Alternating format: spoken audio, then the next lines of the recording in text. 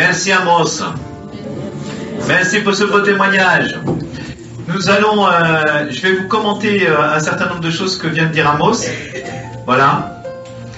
Pour vous expliquer un petit peu comment tout ça fonctionne à partir de mon point de vue à moi.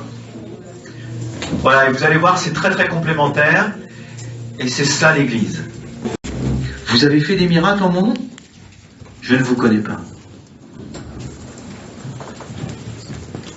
Je ne vous connais pas.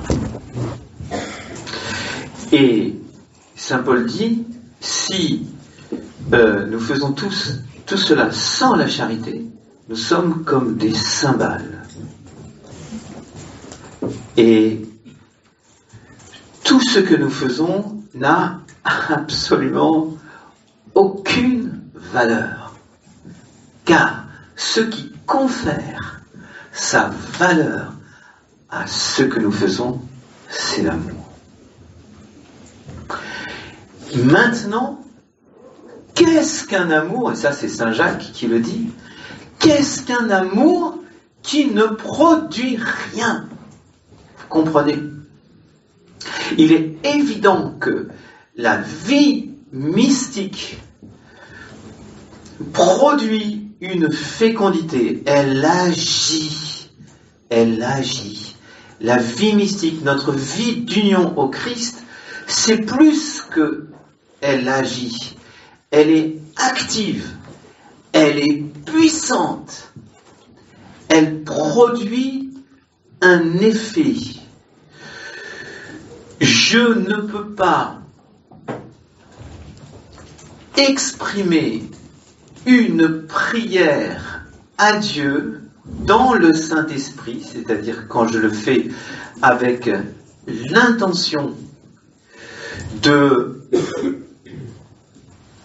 d'exprimer quelque chose au nom de Dieu, même si je peux me tromper, je ne peux pas le faire sans qu'il y ait un effet.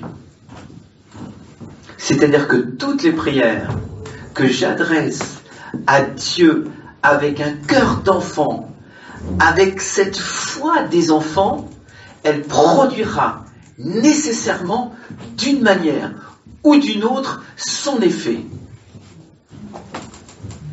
Vous savez, c'est toujours l'exemple de l'enfant qui dit à son papa, « Papa, est-ce que tu peux aller me décrocher la lune ?»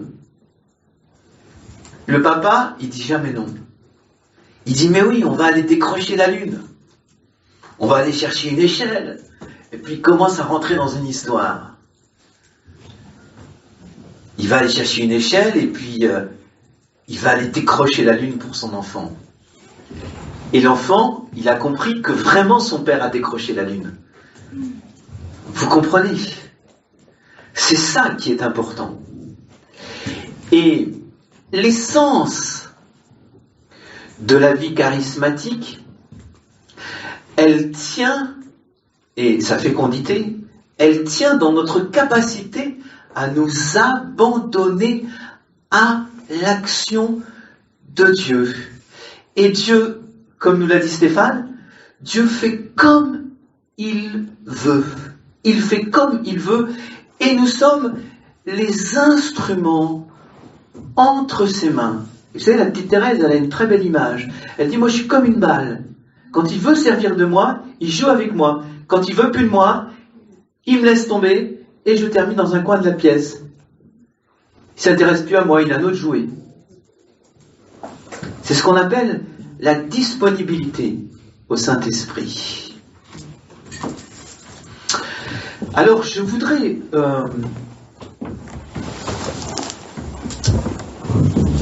Stéphane nous a dit, il n'y a pas de copier-coller. Il y a un saint qui vient d'être... je ne sais plus si c'est béatifié, hein, peut-être pas canonisé encore. Carlo Acutis, il est saint déjà?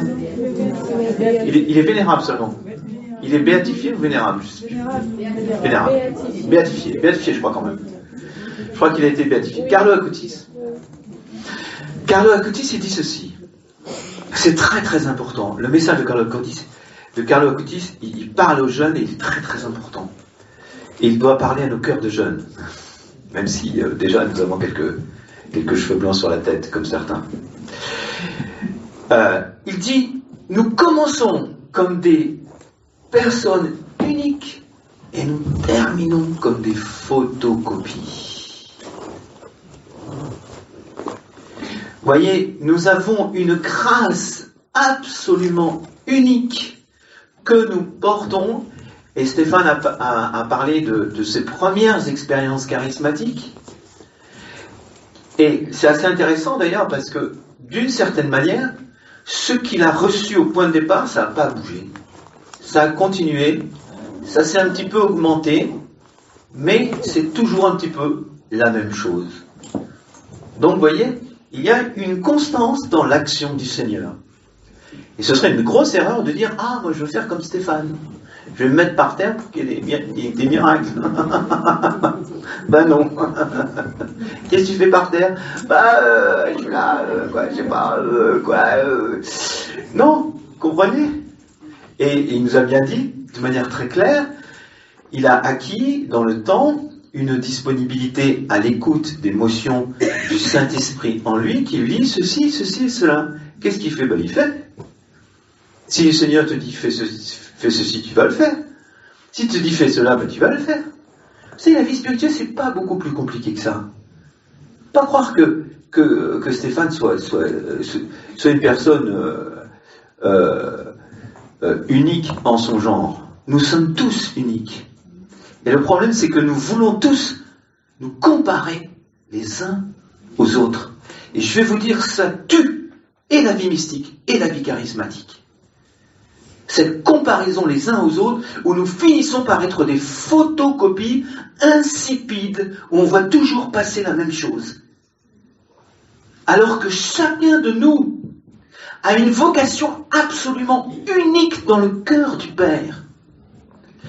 Et nous ne ferons que ce que le Saint-Esprit inspirera à l'intime de nos cœurs. Et pour cela, il faut que nous acceptions d'être absolument uniques, de recevoir des choses uniques, de recevoir des choses bizarres parfois, et de se dire, mais enfin bon, c'est bizarre ça, combien de fois? Alors, je vais vous parler un petit peu de moi maintenant. Moi, je vous ai dit, je ne suis pas charismatique. Pourquoi je vous ai dit, je ne suis pas charismatique? Je vais vous expliquer pourquoi je ne suis pas charismatique. Parce que je suis prêtre.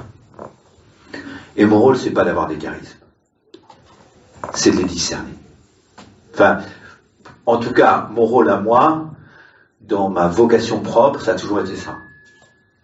Ça n'a pas été d'avoir des charismes, mais toujours de les discerner chez les autres. Aussi parce que j'étais formateur, comme il l'a dit. Et que le rôle d'un formateur, c'est pas de faire à la place de l'autre, mais c'est de disposer l'autre à faire et à être ce qu'il est vraiment. Vous voyez? Et quand on a cette vocation-là, on n'a pas la vocation, on n'en a pas une autre, si vous voulez. Le formateur, il conduit chacun sur le chemin de l'accomplissement de ce qu'il est au plus profond de lui-même. Il doit donc se mettre complètement de côté pour que ce soit l'autre qui grandisse. Vous voyez? Et donc, et j'ai compris ça en tant que formateur de futurs prêtres, et j'ai compris aussi que cette vocation qui est la mienne, c'est la vocation de tout prêtre. C'est pour ça que c'est très intéressant ce qu'il a dit à Stéphane. Il a dit, moi j'ai jamais vu ça, moi j'ai jamais vécu ça, et est-ce qu'il faut que tu aies déjà vu ça? Est-ce qu'il faut que tu aies déjà vécu ça pour qu'un autre le fasse ou le vive? Alors ce qu'il faut pour ce que je vous dis là, pour le prêtre, qui a un rôle de discernement dans l'Église, un rôle de discernement dans les pasteurs, ça va valoir aussi, et c'est ça que je voudrais faire passer auprès de vous, ça va valoir aussi pour chacun d'entre nous. Vous comprenez? J'ai pas besoin de comprendre ce que fait l'autre pour l'accueillir. Et c'est là où il faut laisser sa compréhension de côté. Il faut lâcher prise par rapport à ces catégories mentales. Voyez? Et le Seigneur va inspirer des choses absolument uniques. Et il faut lui donner le droit. d'être fou, d'être unique. Il faut lui donner le droit de dire à Stéphane, tu t'allonges, il va y avoir 50 guérisons. Il fait ce qu'il veut, le bon Dieu. S'il veut faire ça avec lui, c'est son problème, vous comprenez? C'est pas le nôtre. C'est pas le tien surtout. C'est le sien. Après, il y a un discernement de la part de l'Église auquel il se soumet. Et vous voyez, il dit une chose très importante. Le jour où on me dira tu arrêtes, j'arrêterai. Qu'est-ce qui est capable de faire comme ça? Accroché qu'il est à ces petits charismes. Comprenez? Ça, c'est une vraie vertu. Oui, ça c'est vrai. Et ça, moi je dis souvent ça, vous voyez. On s'arrête dès qu'on a une petite contradiction. J'ai un prêtre qui me dit ça, alors je m'arrête parce qu'un prêtre m'a dit ça. Ce prêtre, il est qui pour toi? Il est ton supérieur? Il est quelqu'un qui te soumet pour te soumettre à l'église? Non, alors laisse parler le prêtre. Les chiens aboient, la caravane passe.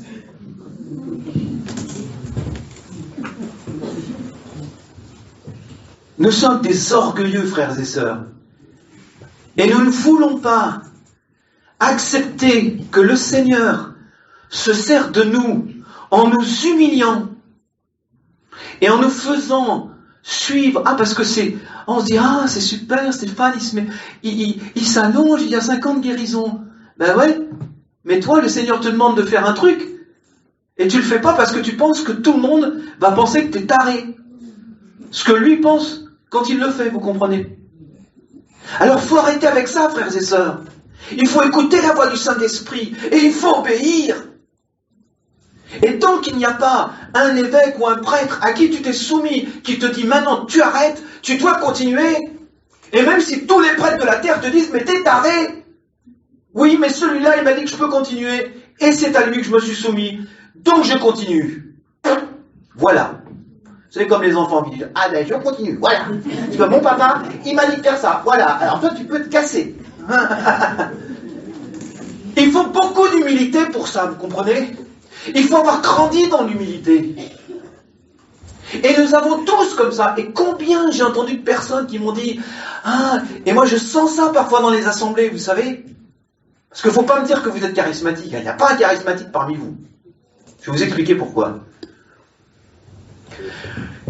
Je sens dans les assemblées que le Seigneur inspire des choses. Et que les gens sont là de se dire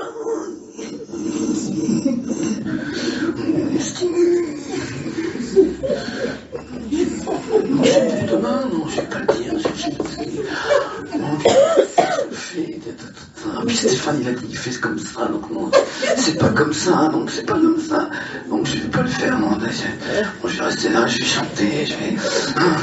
Non, mais ça, c'est vraiment une connerie, ça. Non, mais, pardon, Seigneur, je sais pas si c'est de toi, mais bon, tu veux pas le faire, quoi. Non, je veux pas qu'on me prenne pour un taré, quoi. Vous comprenez? Et le Saint-Esprit, vous savez, ça c'est une chose dont je suis absolument persuadé. Le Saint-Esprit parle, mais il y a peu qui écoutent, et il y a peu qui se soumettent à lui. Et il y a peu qui sont prêts à l'humiliation pour se soumettre au Saint-Esprit. Vous savez, un jour, l'une de nos sources communes, que je ne citerai pas parce qu'il ne faut pas trop le citer, mais le Seigneur lui a dit, il était dans un train, il dit, mets-toi à genoux au milieu du train. Quoi, mais ils vont tous me regarder, ils vont penser que je suis fou. Mets-toi à genoux. C'est comme Pierre, vous savez, quand il lui dit, mange ça, mange ça. Non, Seigneur, j'ai jamais mangé ça de ma vie, je ne veux pas manger. Non. Mange ça, 2, 3 fois, la troisième fois, il s'est soumis. Vous savez, jamais plus de 3 fois avec le Seigneur. Il ne nous force pas, c'est clair. Il s'est soumis, il s'est mis à genoux au beau milieu du train. Personne ne l'a regardé. Il a regardé autour. Personne ne l'a regardé. Il s'est assis, il s'est dit, ah, j'ai obéi.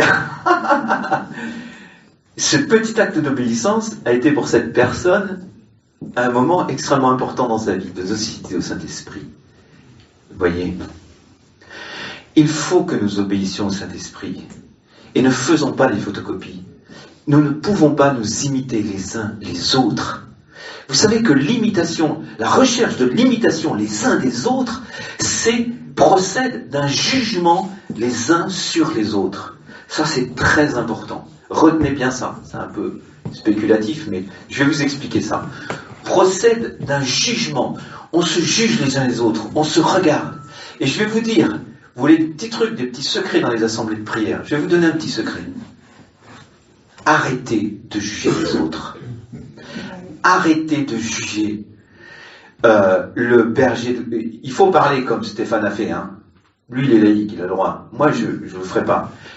Il faut arrêter de juger le berger du groupe de prière, le noyau de groupe de prière, le truc, le machin, le frère qui est à droite, le frère qui est à gauche. Et vous verrez, si vous êtes un peu honnête avec vous-même, vous verrez que vous le faites tout le temps. Enfin, ou alors je suis le seul pécheur dans cette assemblée. On se juge les uns les autres, on se regarde, on s'évalue, on se dit, tac, ceci. Et puis avec une petite envie, ah tiens, si je pouvais me mettre, m'allonger par terre et qu'il y ait 50 guérisons, ça serait sympa quand même. Regarde, moi je fais ça, il se passe rien, je fais ça, il se passe rien. Vous voyez, on est toujours là à se comparer de ce que l'on voit chez les autres. Et alors, vous savez, on va toujours, c'est ça le problème c'est ça le problème. Il a terminé en disant qu'il fallait surtout pas obéir aux prophètes. Pourquoi ? Parce qu'il faut obéir au Saint-Esprit, simplement. Mais c'est surtout qu'on a les yeux rivés par le prophète, parce qu'on met le prophète, vous voyez, sur un piédestal, et puis on veut être comme lui, quoi.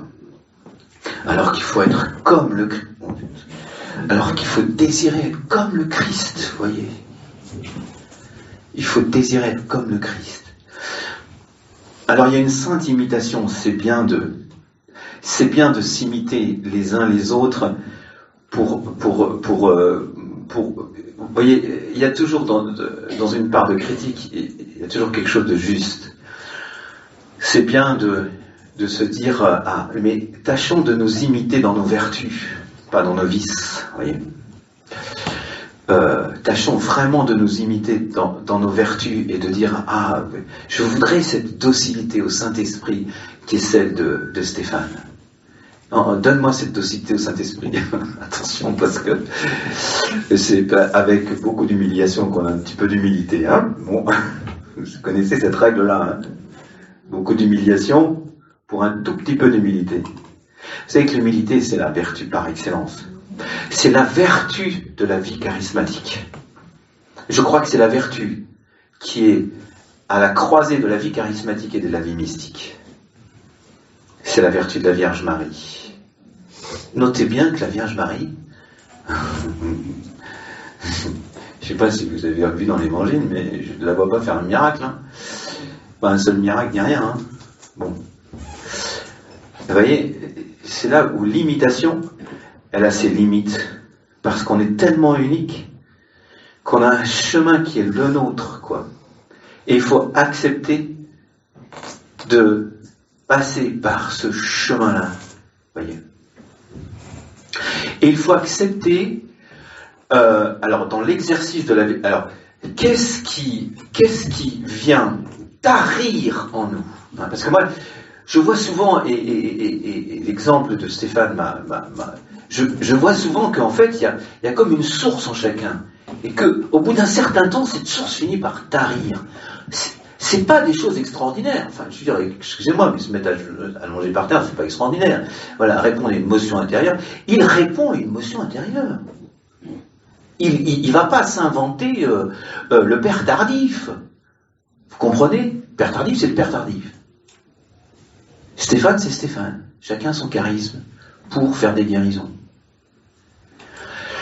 Et puis c'est le charisme de guérison, c'est le charisme de libération, c'est le charisme que Dieu veut susciter dans le cœur de son élu, de son aimé.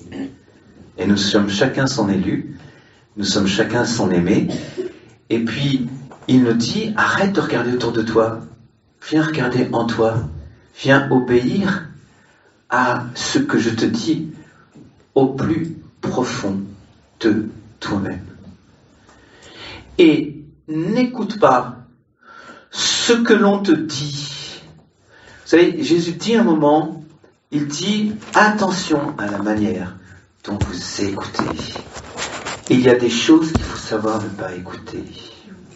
Il ne faut pas se laisser blesser par des paroles qui arrêtent en nous le jaillissement de la vie charismatique.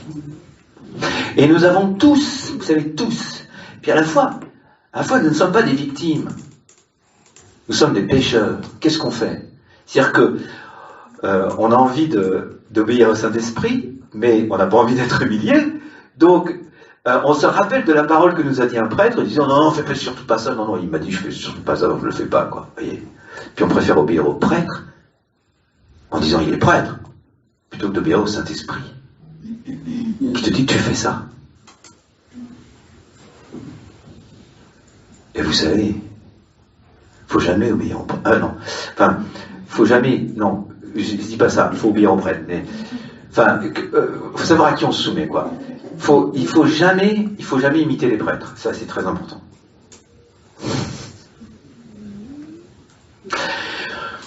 Il faut obéir à la parole de Dieu qui passe par les prêtres. Il faut d'abord écouter dans ce qu'ils nous disent ce qui vient de Dieu. Il faut beaucoup de discernement. Et puis, il y a toujours, et ça c'est l'ordre hiérarchique dans l'Église, il y a beaucoup d'ordre dans l'Église, vous savez, mais ça c'est ce qui sauve l'Église. Je voulais vous parler notamment de l'articulation de la vie charismatique avec l'institution de l'Église. Ne bradez pas l'Église catholique. Jamais. N'acceptez jamais de brader ce trésor.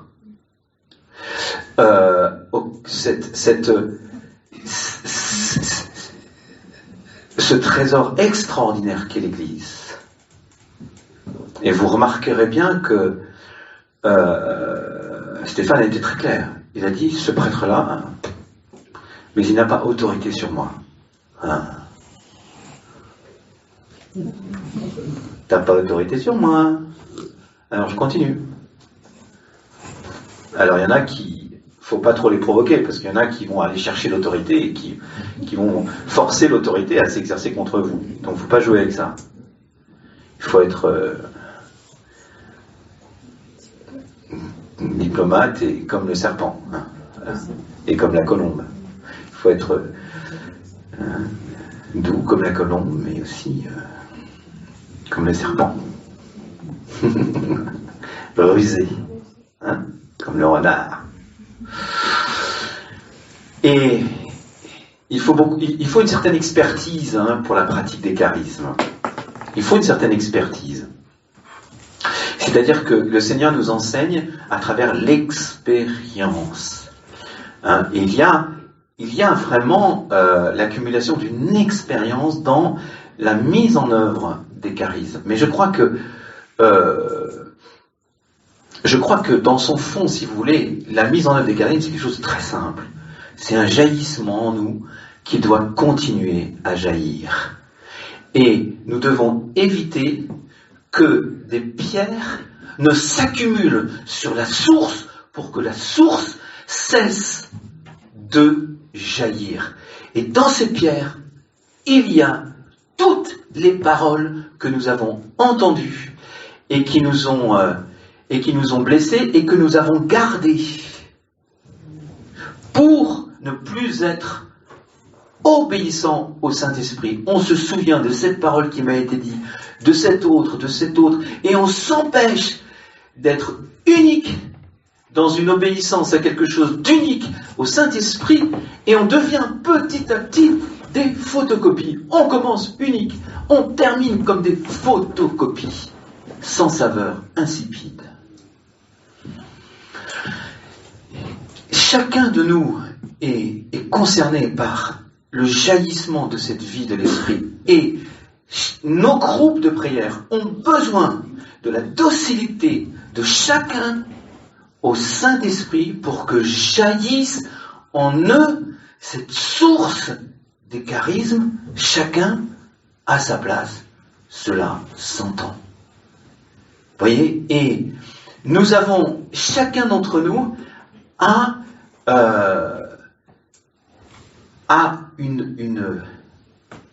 une participation particulière et unique qui lui revient Et je vous dis, moi, en tant que prêtre, hein,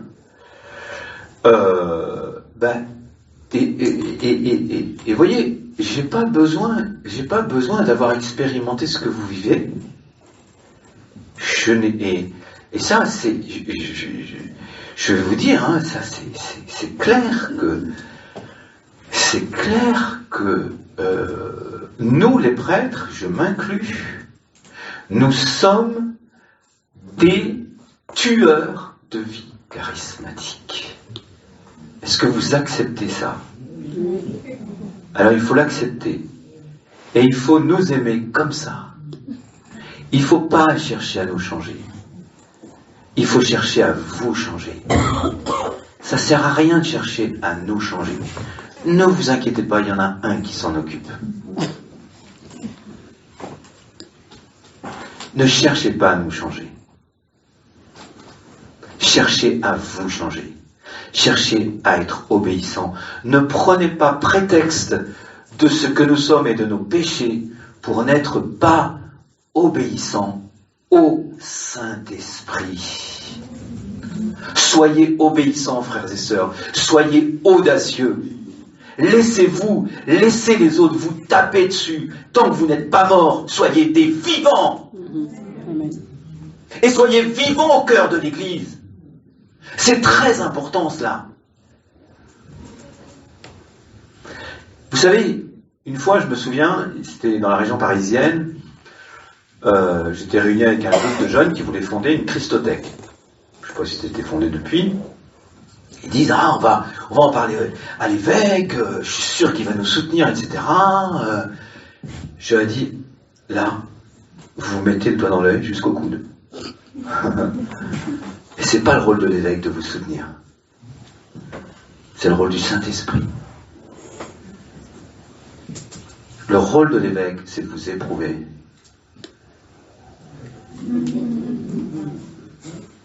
On n'aime pas ça. Ah, c'est bien ce que je vais faire, monseigneur. Oui, qu'est-ce que vous voulez faire? Oui. Ah non, vous trouvez pas que c'est bien, non? Ah non. Oh bah, je vais peut-être pas le faire, alors bon, d'accord, je comprends. Oui, monseigneur, oui, d'accord, oui, je comprends bien, puis vous êtes un évêque, donc serment. Voyez? C'est comme ça. C'est comme ça que le Saint-Esprit, il a les mains liées. N'allez pas demander à un évêque si vous avez, s'il est d'accord que vous fassiez telle chose. Faites-le. Et le jour où il vous dit arrêtez. Mais faites-le.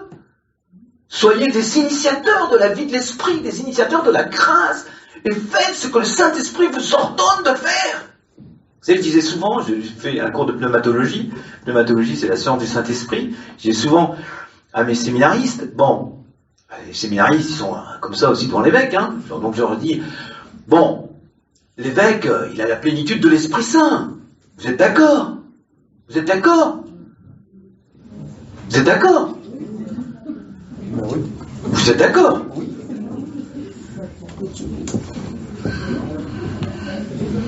On est tous d'accord là-dessus. Ouais, mais on a tous la plénitude de l'Esprit Saint par le baptême, vous comprenez? Pas besoin d'être évêque pour avoir la plénitude de l'Esprit Saint.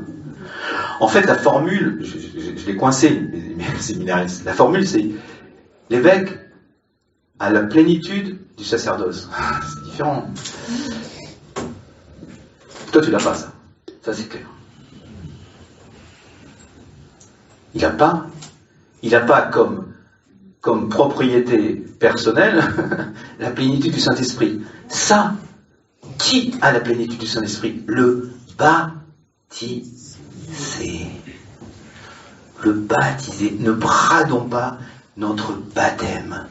La place que j'ai dans le Saint-Esprit, dans l'Église, dans le Saint-Esprit, la place que j'ai dans l'Église, personne d'autre ne la prendra que moi-même.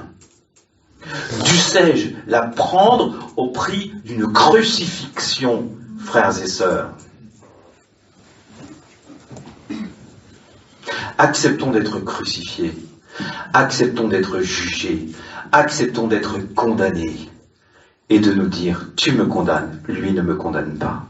Et je voudrais vous dire ceci, vous savez, il y a tant de motifs pour lesquels nous sommes de grands pécheurs qui peuvent être condamnés. Mais l'obéissance au Saint-Esprit ne nous condamnera jamais. Les hommes nous condamneront pour l'obéissance au Saint-Esprit, Dieu jamais. Vous comprenez? Donc, faut pas se la jouer, frères et sœurs. Vous comprenez? Vous voyez ce que je veux dire? Et ce matin, j'ai ouvert la Bible, j'ai reçu ça. Je ne trouve en lui aucun motif de condamnation. Tout ce que tu feras au nom de Saint-Esprit te laissera sans motif de condamnation. Si les hommes te condamnent, laisse-les faire. Mais ne vis pas sous le regard des hommes. Et même des pasteurs. Accepte d'être humilié. Accepte d'être arrêté par celui par celui qui a autorité sur toi. Car Dieu le permettra. Et ce sera pour une plus grande fécondité. Mais n'accepte jamais qu'un jugement lancé comme ça, à l'aveugle, par quelqu'un qui a un col romain, nous sommes deux dans cette assemblée avec un col romain, n'accepte pas qu'une parole comme ça t'arrête. Il n'y a que le Saint-Esprit qui peut t'arrêter. Et ça, vous voyez, frères et sœurs, ça exige d'avoir une certaine modalité. Et vraiment, le Seigneur me dit ça pour vous. Je ne trouve en vous aucun motif de condamnation. Arrêtez d'arrêter, continuez. Arrêtez de vous faire arrêter par n'importe quoi, par des petites paroles que vous avez reçues à droite et à gauche. Je ne trouve en vous aucun motif de condamnation. Vous en avez des motifs de condamnation parce que vous avez péché, allez vous confesser, c'est réglé. Passez la confession, vous voyez. Quand nous sortons de la confession, nous devrions être des phares charismatiques, et nous le sommes en fait. Mais nous, comme le dit Amos, nous avons l'onction, mais nous n'en usons pas. Parce que, en fait, vous savez, c'est ça le problème. C'est pas, ça me fait rigoler. Il y a de l'onction, il n'y a pas de l'onction, il y a de l'onction, il n'y a pas de l'onction. Attends, il y a de l'onction, point. Tu sais pas la prendre, c'est tout. Tu sais pas en user, c'est tout. Et je ne suis pas tout à fait d'accord sur la question du savoir. Je crois qu'il y a un savoir-faire, il y a une sagesse qui s'acquiert, et qui notamment, et c'est toute la théologie ça, hein. Il y a un vrai savoir-faire. Mais vous savez, ce savoir-faire, c'est ce savoir être crucifié.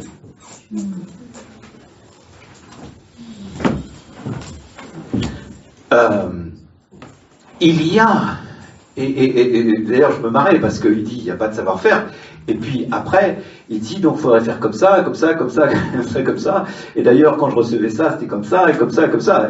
Il y a beaucoup de réflexion là-dedans, vous comprenez, hein? N'arrêtez pas d'être intelligent, continuez, faites comme lui, soyez intelligent par rapport à ce que vous vivez. Vous voyez, il faut réfléchir sur ce qu'on vit, il faut comprendre ce qu'on vit.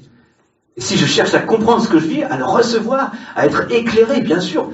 Tout ceci, ce sont des puits d'intelligibilité. Vous voyez, moi je fais beaucoup de théologie. Bon, c'est plus je suis obéissant au Saint-Esprit, plus je suis intelligent. Ah oui, plus je comprends les choses, plus je suis au-dessus de la mêlée, excusez-moi. C'est païens qui comprennent rien à rien. Nous, on comprend tout, mais c'est tellement évident pour nous que on ne sait même plus comment faire pour leur expliquer. C'est pas vrai? Père, Fils et Saint-Esprit. Explique-moi. Ah, je sais pas moi, c'est comme ça, quoi, le Père, le Fils et le Saint-Esprit, quoi. Je t'explique. Moi, j'ai été professeur de théologie trinitaire. Expliquer la Trinité, c'est impossible. Mais par la Trinité, tout s'explique. Et tout ce que je vais vivre va s'expliquer. C'est pas que il faut faire sans comprendre. Vous comprenez? C'est qu'il faut faire pour désapprendre ce que l'on a mal appris. Le problème, c'est pas que, vous voyez, le problème c'est qu'on a des structures mentales qui sont figées, alors que le Seigneur veut mettre un grand bazar là-dedans pour remettre les choses à leur place. Mais elles sont ordonnées de manière désordonnée, vous comprenez ça? Et ça, on voit ça tout le temps dans le monde. Ils ont des pensées, clac, clac, clac, ça paraît très clair. Et en fait, c'est complètement désordonné avec une apparence d'ordre. Le Saint-Esprit, c'est le contraire. Ça paraît désordonné, mais il n'y a pas plus ordonné que le Saint-Esprit. Et ça, je voudrais insister là-dessus. Il n'y a pas plus ordonné que le Saint-Esprit.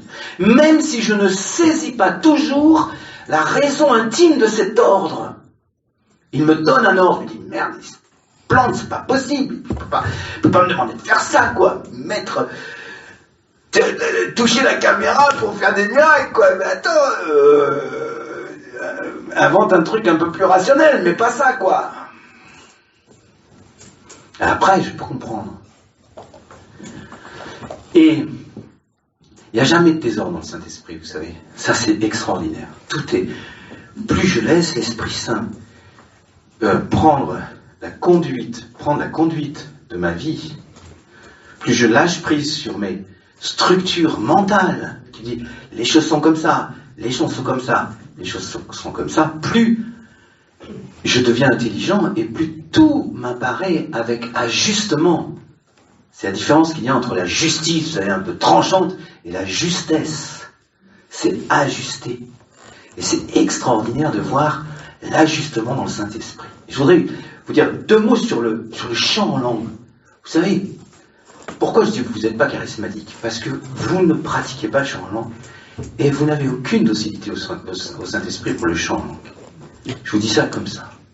Et j'appelle de mes voeux cette retraite sur le chant en langue, parce que vous comprenez que le chant en langue, c'est quelque chose à la fois qui est simple comme un enfant, et qui exige une disponibilité mystique de l'âme, de l'union au cœur de Jésus, etc., etc.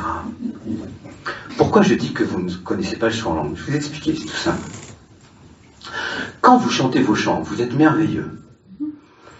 C'est des chants que vous connaissez, c'est dans votre tradition que je connais bien, puisque c'est la tradition ivoirienne. J'étais 5 ans en Côte d'Ivoire, j'ai entendu ces chants-là, j'ai dansé là-dessus. Dès que tu mets un chant, paf, ça part, quoi. Ça part, t'as l'impression que le Saint-Esprit, ça fait partie de ces choses, si vous voulez, qui nous connectent directement au Saint-Esprit. Mais pourquoi? Parce que il y a l'expérience que j'ai vécue d'une effusion de l'Esprit Saint à travers ces chants-là, il y a toute ma culture, il y a la mélodie du chant qui a été créée par une personne elle-même inspirée. Donc, si vous voulez, il y a une organisation dans un chant comme tous les chants qu'on a pris pour la louange. Il y a une sorte d'organisation d'effusion de l'Esprit Saint, une sorte de mise à disposition de l'effusion de l'Esprit Saint par le chant. Vous comprenez ce que je veux dire? Les choses s'encastrent. Elles s'encastrent avec ma culture, elles s'encastrent avec mon ressenti, elles s'encastrent tout de suite, ce qui fait que mon corps, mon être tout entier, ma vibration intérieure me fait recevoir, et ce que je reçois, c'est pas psychologique, vous comprenez?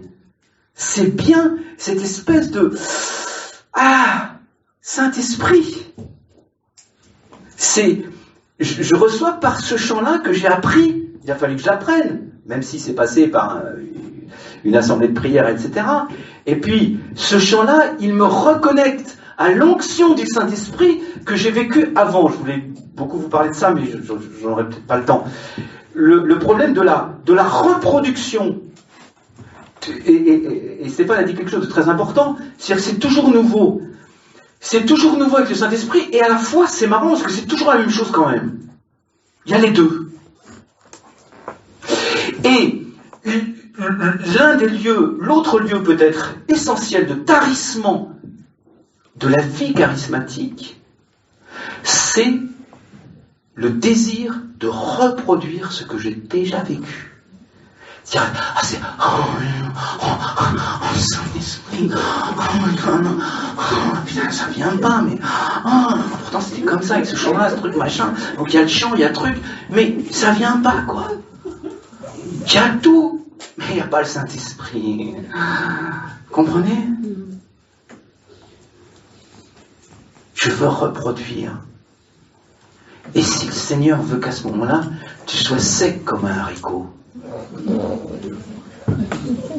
et que tout ça, ça te passe dessus comme l'eau sur les plumes d'un canard. Vous savez, nous, on célèbre tous les jours Parfois, tu es sec comme un haricot. Tu célèbres, tu dis les formules les unes après les autres. Tu t'obliges à dire la formule. Tu ressens rien. Mais notre grande consolation, c'est d'avoir la certitude par le mystère de l'Église que chaque parole du rituel, du rite eucharistique s'accomplit dans l'invisible. Et ça, je vais vous dire,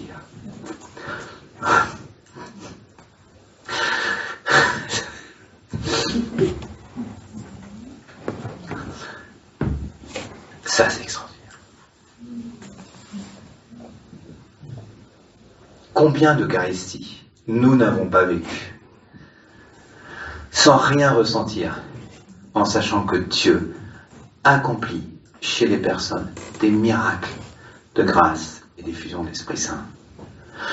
C'est pas parce que je ne ressens pas que l'autre ne reçoit pas. Et quand je prononce une parole, même si je suis sec comme un haricot, je dois croire que cette parole va s'accomplir dans le cœur de mon frère. J'ai appris à ne plus jamais répéter 2 fois mes prières. Surtout les prières de libération. Je ne laisse pas le démon me dire « Pardon, j'ai pas bien entendu ». Je ne laisse pas. Je dis une fois. Et il sait que quand j'ai dit une fois, c'est terminé. Vous savez, ces parents qui perdent leur pouvoir en répétant 10 fois la même chose à leurs enfants et en criant toujours plus fort. C'est comme ça qu'on pratique les exorcismes chez nos chers, ils sont toujours très chers pour moi, chez nos très chers frères protestants. Pourquoi? Parce qu'ils n'ont pas le rite.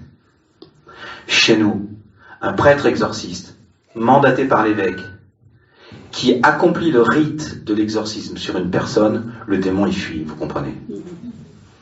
Et il ne se répète pas 2 fois. J'ai vu ça parfois. Des exorcismes, il accomplit le rite de l'exorcisme. Le démon, il se déchaîne et tout. Lui, il continue.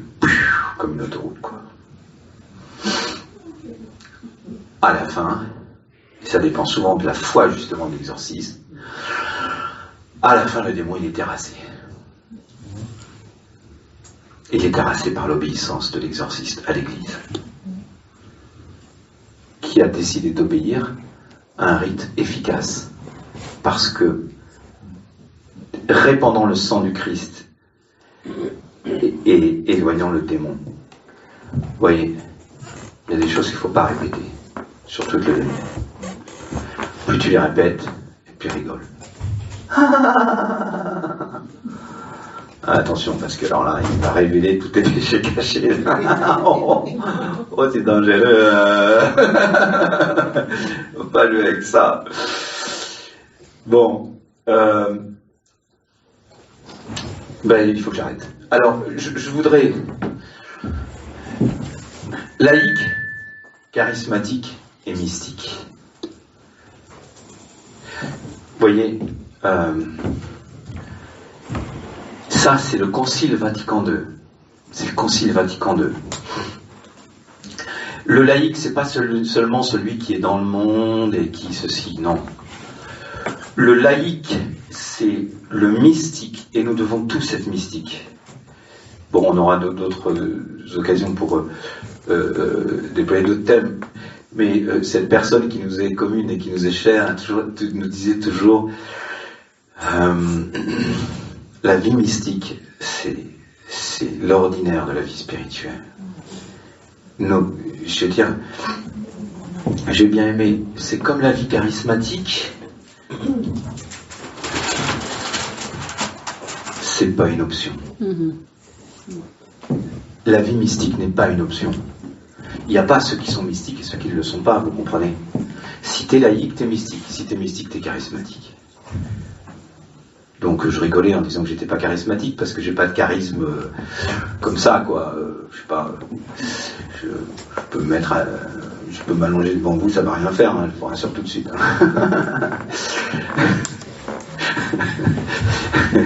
Pourquoi? Parce que le Saint-Esprit ne me le demande pas, il me demande autre chose, c'est tout. Vous comprenez? Il me demande de célébrer l'Eucharistie dans un quart d'heure, quoi. Et donc d'arrêter de parler parce que vous avez besoin de vous aérer. Voilà. Donc, Donc nous nous retrouvons, et alors, c'est la dernière parole que je vous dis, c'est-à-dire que, vous comprenez, le rite charismatique, c'est une descente dans la vie mystique et une descente dans la vie charismatique. Alors, si le Saint-Esprit te dit un truc de fou, ben c'est de lui obéir, quoi. Puis si le Père Jean-Eudes te dit, mais t'es complètement fou, assume. Il te le dira pas parce que il est un petit peu rodé à ce genre d'exercice. Mais, voyez, et je préside, mais nous célébrons tous, vous comprenez? Et nous sommes tous baptisés, nous avons tous la plénitude du Saint-Esprit. Et les charismes que vous recevez, je ne les recevrai pas. Parce que mon charisme à moi, mon premier charisme à moi, c'est de célébrer le saint sacrifice de la messe. Et de le célébrer comme l'Église me demande de le célébrer. Simplement, en donnant au peuple de Dieu la liberté de recevoir et d'exprimer ce que le Saint-Esprit lui ordonne dans le secret de son cœur.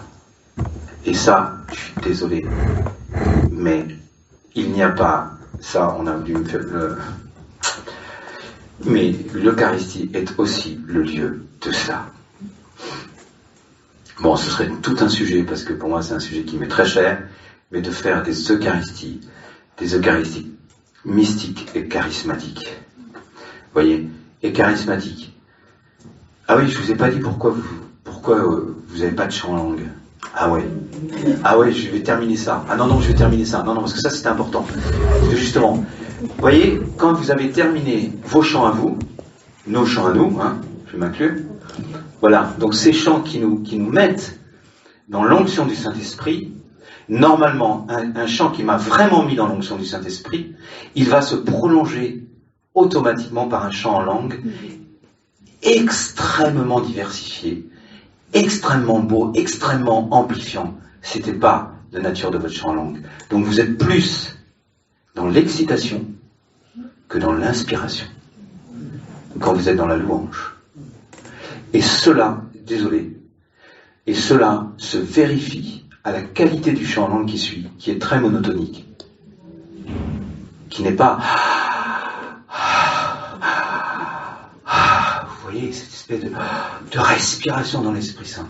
Alors, parce que je veux terminer là-dessus, le chant en langue, ça s'invente pas, c'est un don de l'Esprit Saint. Vous voyez, à la fois ça s'invente, il y a les deux, parce que c'est le don le plus simple.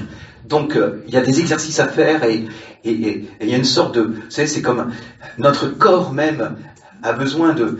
Je sais pas comment dire les choses, mais c'est comme... Ça se pétrit. Il faut que la matière de notre corps soit pétrie pour faire sortir un chant en langue. Vous voyez, il y a une sorte d'invitation intérieure. Nos corps sont le temple de l'Esprit Saint. Ils doivent être pétris par le Saint-Esprit pour pouvoir sortir un chant en langue. Et il y a toute une manière de s'exercer au chant en langue.